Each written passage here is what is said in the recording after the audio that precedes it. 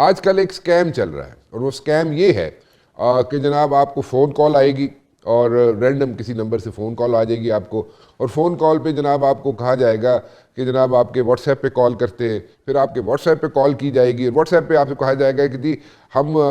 کوئی نہ کسی کوریئر سروس سے بول رہے ہیں یا کسی نہ کسی جگہ سے بول رہے ہیں اور ہم آپ کو کوئی پیکٹ ڈلیور کرنا چاہتے ہیں. اچھا, آپ سوچیں گے کہ جی واقعی کوئی ایسی بات ہوگی شاید, کیونکہ اکثر اوقات جب ڈلیوری آتی ہے تو فون نمبر پہ جناب کال آپ وصول کرتے ہیں, لیکن اس کے بعد جناب دوسرا سٹیپ جو ہوگا جس بھی شخص کا ہوگا جو کہ اسکیم کر رہا ہوگا, وہ یہ کہے گا کہ جناب میں 4 ڈیجٹ آئے ہیں آپ کے پاس, وہ جو 4 ڈیجٹس ہیں وہ ذرا میرے ساتھ شیئر کر دیں.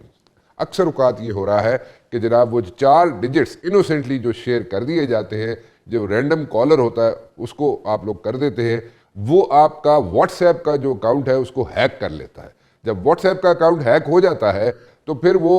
لوگوں کو تو نہیں پتا آپ کیا کر رہے ہیں کیا نہیں کر رہے, کیونکہ وہ آپ کے نام سے چل رہا ہوتا ہے اور وہ پھر آپ ہی کے نام سے آگے لوگوں کو جناب وہ میسیجز کر رہا ہوتا ہے, آپ کو پتہ بھی نہیں ہوتا, آپ کو علم بھی نہیں ہوتا, اور وہ آپ کے نام سے لوگوں کو میسیجز کر کے پیسے مانگے جاتے ہیں اور جناب اکاؤنٹ نمبر دیے جاتے ہیں, اور اس کے بعد تھوڑے عرصے بعد پتہ چلتا ہے جناب کہ وہ نمبر سب کچھ غلط تھا, گڑبڑ تھا, اور وہ پیسے لے کے جس نے بھی اسکیم یہ سارا مینوور کیا تھا وہ غائب ہو جاتا ہے. لیکن نام آپ کا استعمال ہو رہا ہوتا ہے, نمبر آپ کا استعمال ہو رہا ہوتا ہے, یہ ساری چیزیں یعنی کہ آئیڈینٹی جو ہے آپ کی یوز ہو رہی ہوتی ہے, اور اس طرح سے جناب آپ کے نام پہ لوگوں سے پیسے وصول کیے جا رہے ہوتے ہیں. اسی قسم کا واقعہ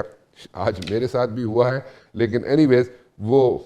میں نے جو پریکاشنری میجرز لینے تھے میں نے لے لیے, but then again I thought کہ اپنے ویورز کو میں تھوڑا سا ایجوکیٹ کر دوں. جی بابر شہزاد چیمہ صاحب دبئی سے آپ ہمارے ساتھ موجود ہیں. میں نے جس اسکیم کا ذکر کیا کہ جناب اس قسم کے اسکیم ہو رہے ہیں, واٹ ایگزیکٹلی از ہیپننگ, آپ تو اس چیز کے ایکسپرٹ ہیں بابر صاحب. بسم اللہ الرحمن الرحیم. تھینک یو رانا صاحب, کانگریس ٹو یو کہ آپ نے تو ماشاءاللہ روک لیا, آپ اویئر تھے. لیکن پاکستان میں جو ہمارے لوگ ہیں وہ اس چیز سے اویئر نہیں ہے. مطلب ان کو واٹس ایپ کی نیڈ ہے, نئے سے نئے گیجٹس آ رہے ہیں, وہ بائی کرتے ہیں, لیکن اس حوالے سے بھی اویئر نہیں ہے کہ کوئی اسکیم کال کرے گا, وہ ٹی سی ایس والا بن کے کال کرے گا, یا وہ لیپرڈ کوریئر واٹس ایور, اور وہ کال کر کے بولے گا کہ جی آپ کا پارسل آیا ہے, اور ہم اس کو کراس چیک بھی نہیں کرتے. بڑے بندے جو ہیں وہ کنونس ہو جاتے ہیں اور اپنا او ٹی پی شیئر کر کے واٹس ایپ کا ڈیٹا ان کے ہاتھ سے چلا جاتا ہے. اب رانا صاحب کچھ عرصہ پہلے تو یہ لوگ فیس بک پہ بڑے ایکٹیو تھے کہ ہر بندہ فیس بک کے اوپر اپنی ایکٹیویٹیز کو, اپنی پکچرز کو ود میرے آپ کے ہم لوگ شیئر کرتے ہیں. اب یہ اسکیمرز اتنے ایکسپرٹ ہیں کہ وہاں سے یہ وہ ایکٹیویٹی لاگ دیکھیں گے کہ اس بندے کی پکچرز کے اوپر, پوسٹ کے اوپر اس کے کون سے فرینڈز ہیں جو بڑا ایکٹیولی ریئیکشن کرتے ہیں, وہ کمنٹس کرتے ہیں. تو اب پھر وہ کیا کرتے ہیں کہ وہ میرے نام کی آئی ڈی بناتے تھے, آپ کے نام کی آئی ڈی بناتے تھے, اور وہ میرے دوستوں کو, آپ کے دوستوں کو اپروچ کرتے تھے کہ جی میں بڑا نیڈی ہوں, میں بڑی پرابلم میں ہوں, تو مجھے پیسے بھیجو. اب جب یہ اس چیز کو بڑے سارے فورمز نے ہائی لائٹ کیا, بڑے سارے پلیٹ فارم نے اس پہ بڑی ساری ویڈیوز پوسٹ کی, تو اب انہوں نے اس کو واٹس ایپ کو ٹارگٹ کرنا شروع کر دیا. اچھا, اب آپ سر اویئر تھے, اور ساماؤ یہ لوگ جو ہیں یہ بیٹھے بھی ریموٹ ایریاز میں ہوتے ہیں, اور